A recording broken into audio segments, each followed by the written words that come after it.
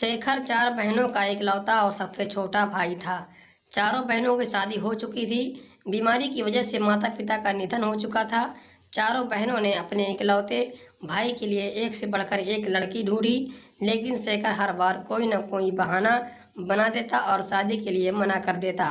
बहनें परेशान हो चुकी थीं। इस बार राखी पर अपने भाई से साफ साफ बात कर लेने के लिए ठान कर चारों मायके आईं।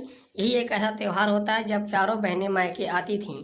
राखी बांधने का काम पूरा होने के बाद चारों बहनें शेखर को घेर कर बैठ गईं और एक एक कर सवाल करने लगीं कि वो क्यों किसी लड़की को पसंद नहीं कर रहा। परेशान होकर शेखर ने बता ही दिया कि वो अपने ऑफिस की एक लड़की पायल से प्यार करता है और उसी से शादी करना चाहता है। पायल एक अलग जाति की थी। बहनें एतराज जताया, बहन उनके घर में ये सब नहीं चलता। दूसरी बहन बोली कि हम अपने ससुराल में क्या जवाब देंगे। तीसरी बोली, अगर तुम ऐसा किया तो हम समझेंगे हमारा मायका अब नहीं रहा। उसे लगा ऐसा कहने पर शेखर शायद अपना विचार बदल ले। शेखर जो बचपन से ही जिद्दी था, उसने अपना फैसला सुना दिया, मैं शादी करूंगा तो बस पायल से। चारों बहनें शेखर की जिद जानती थीं। चारों नाराज होकर अपने ससुराल चली गईं। शेखर ने सबको मनाने की बहुत कोशिश की, पर कोई नहीं माना। आखिर उसने पायल से कोर्ट मैरिज कर ली। ऐसे में बहनों ने उससे बोलना तक बंद कर दिया। शेखर को हर साल राखी पर अपनी बहनों की याद आती थी। पायल भी उस दर्द को समझ सकती थी। शेखर दोस्तों से अपनी बहनों की खबर लेता रहता था।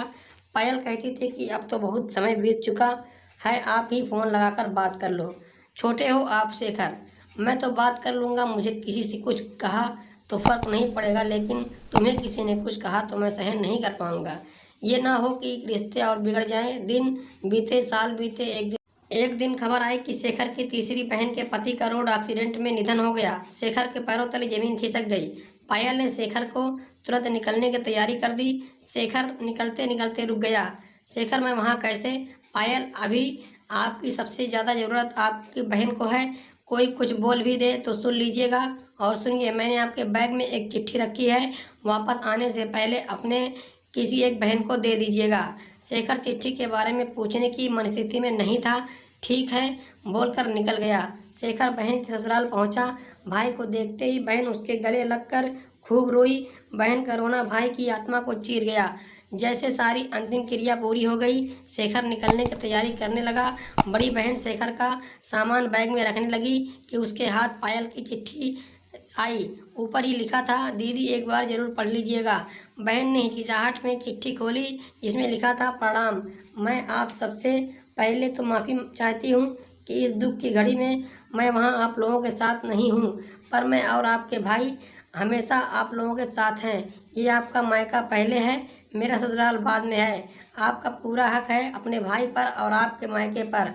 मैं आप लोगों के बीच ना आ पाई, न कभी आऊँगी। मुझे कोई गलती हुई हो तो माफ़ करें, लेकिन अपने भाई को अनाथ न करें। विनम्रता पूर्वक पायल। उस समय तो इस चिट्ठी का जिक्र बड़ी बहन ने किसी से नहीं किया। समय बीता, अगले साल की राखी आ गई। सुबह सुबह दरवाजे की घंटी बजी। पायल ने शेखर से दरवाज़ा खोलने को कहा। शेखर ने दरवाज़ा खोला तो सामने चारों बहनों को देखकर खुशी से चिल्लाने लगा, पायल देखो कौन आया है। पायल हाथ में पानी का गिलास लेकर बाहर आई। वो जानती थी कि आज राखी पर शेखर की बहनें आने वाली हैं। ये बात पायल को उन लोगों ने ही फ़ोन करके बताई थी। चारों बहनों ने कई साल बाद मायके में पैर रखा और सबसे पहले पायल को गले लगाकर धन्यवाद दिया। कहा, तुम्हारी चिट्ठी ने हिम्मत दी हम हमारे मायके आ सके। तुमने आज हमारा मायका हमें वापस दे दिया। हमेशा खुश रहो। शेखर के हाथ में इतने सालों बाद उसकी बहनों ने राखी बांधी। उसकी खुशी उसकी आंखों में नजर आ रही थी, जिसे देखकर पायल भी खुश थी।